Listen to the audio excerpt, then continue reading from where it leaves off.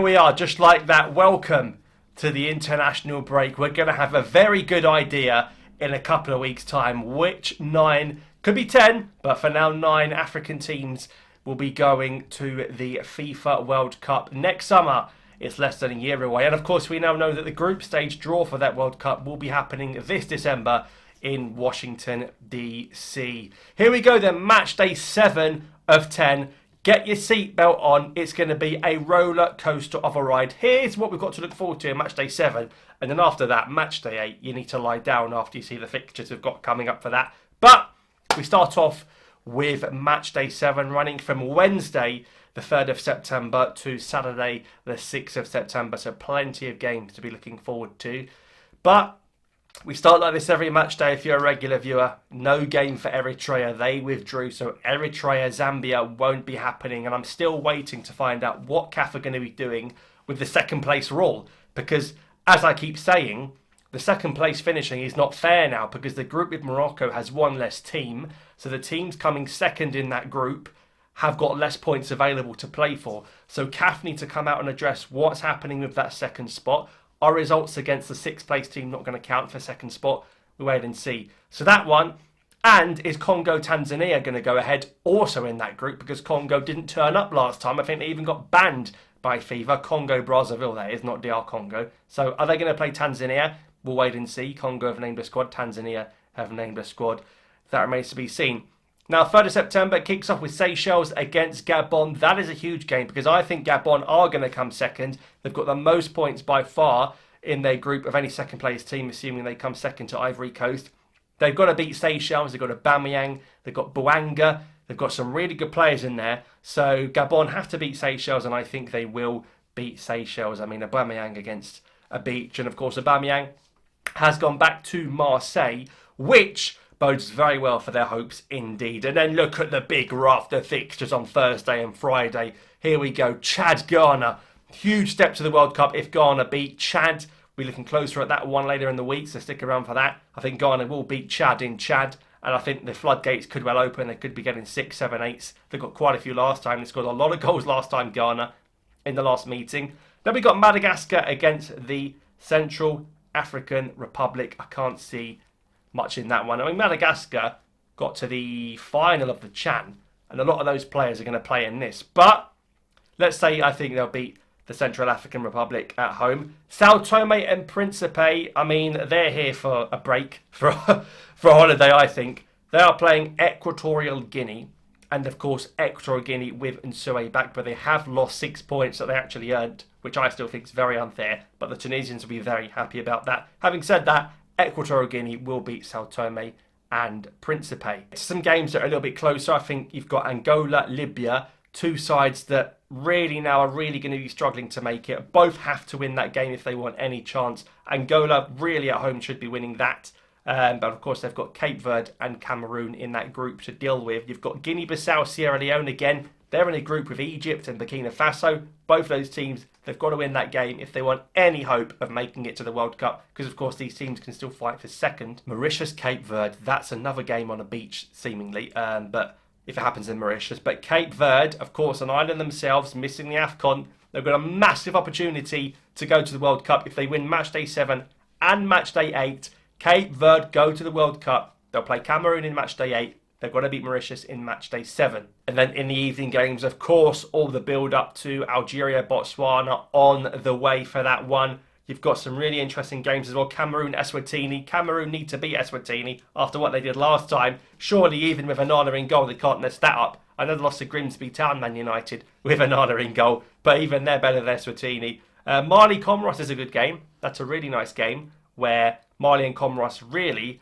it's the last chance because Ghana are running away with it and they'll probably go into that game knowing that they've beaten Chad. So they've both got to try and win that. Mali and Comoros, I think, are fighting for the second spot. That's a crucial game for that. Comoros have got such an underrated team. Have Mali got an overrated team? We'll wait and see. And Tunisia taking on Liberia, with Tunisia maybe a bit more home crowd this time. The stadium's been a bit empty, unfortunately, in the last couple of times.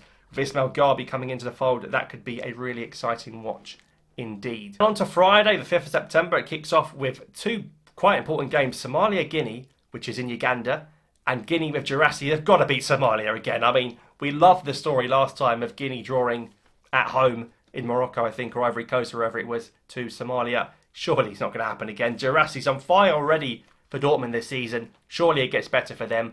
And South Sudan take on DR Congo in Juba. DR Congo got to secure 3 points before that huge game in Matchday 8 against Senegal, and I think they will. But South Sudan were the party poopers last time, that late equaliser at neighbour Sudan.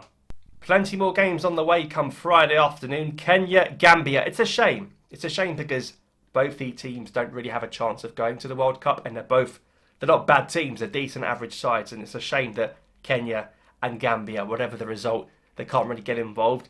Can't say the same for Namibia and Malawi because of that 6-point deduction to Equatorial Guinea in the group where Tunisia lead. I think Tunisia, not only are they ahead, but they haven't even conceded a goal yet in that group. You've got Namibia and Malawi with an outside shot at the second spot. Thanks to that points deduction, they'll both be looking to win that. Namibia at home, got to be winning that if they want a chance. Uganda, Mozambique will have huge implications in Algeria's group. Those two teams are the closest to Algeria right now, especially Mozambique. If Uganda win, they'll be joint level with Mozambique on points in joint second behind Algeria. That's assuming we beat Botswana, which I think we will. And Benin taking on Zimbabwe as well. That's going to be a good game because you see the table in Nigeria's group. Even the last place team, Zimbabwe, are not a million miles away from the second place.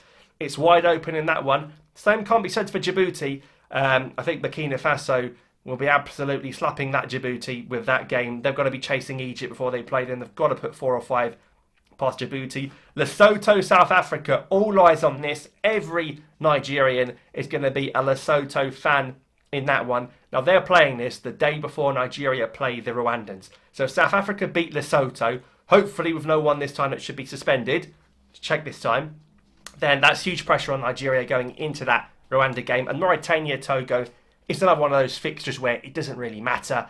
Both aren't going to make the World Cup, and I'm pretty sure both aren't going to get the second place. Sudan, even though they dropped points last time against South Sudan right at the end, they go to Senegal, and Sudan are unbeaten. They've played 6, they've lost none. Sudan, if you look at the table, they're well in it. Despite dropping 2 points, I think dropping those 2 points will cost them very dearly because Sudan can have a great total but might end up, well, getting third spot because Senegal and DR Congo are in that group as well. Senegal looks strong. Jackson looks to be on the move. Sarr started very well this season. Mane started well. Iliman and Jaya Everton started very well. I think Senegal are going to beat Sudan. Morocco-Niger could be the game that officially clinches Morocco's place at the World Cup. I think they've already clinched it, to be honest. But at home, and maybe a debut there for Nil El Ait-Nouri. Ivory Coast, Burundi.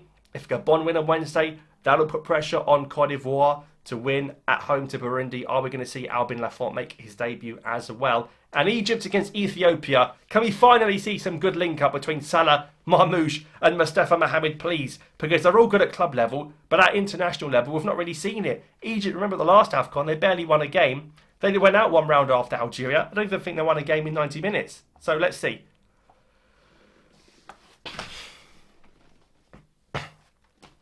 And last but not least, on Saturday, Nigeria, Rwanda. That's massive. Now, like I said, if South Africa beat Lesotho, Nigeria know they're going into that Rwanda game and they have to beat them. You've got to throw the big boys on Chukwueze and Osimhen and Lookman. They've all got to play because you've got to get the goal difference up as well, Nigeria, because you've not won any games. That goal difference is also struggling. I think they'll batter Rwanda, but of course, come that game, South Africans will become Rwandans for 90 minutes. So that's what we've got to look forward to in Matchday 7 of the FIFA World Cup qualifiers.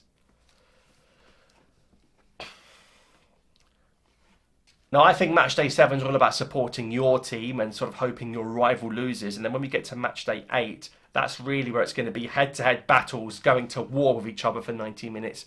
So, really, you've got to get 3 points here so that if you go into Matchday 8 and don't get the win, you've got backup, you've got results you can lose, and it doesn't matter too much. For example, if DR Congo don't win in South Sudan, but then fail to beat Senegal, it's shocking.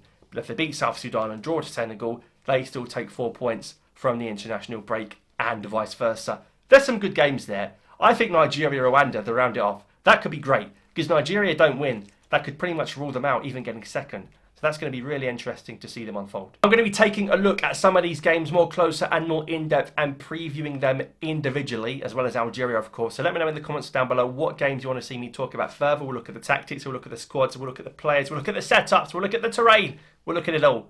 That's what we're going to look forward to. It's match day 7 of the FIFA World Cup qualifiers. If you want to know everything that's happening before a ball is kicked, while the ball is kicked, and after a ball is kicked, be sure to subscribe right here down below. We've got it locked in here for the CAF African qualifying section. You're not going to find content like this anywhere else. Subscribe down below. It's absolutely free. You're buzzing for it like I am. I'll see you next time.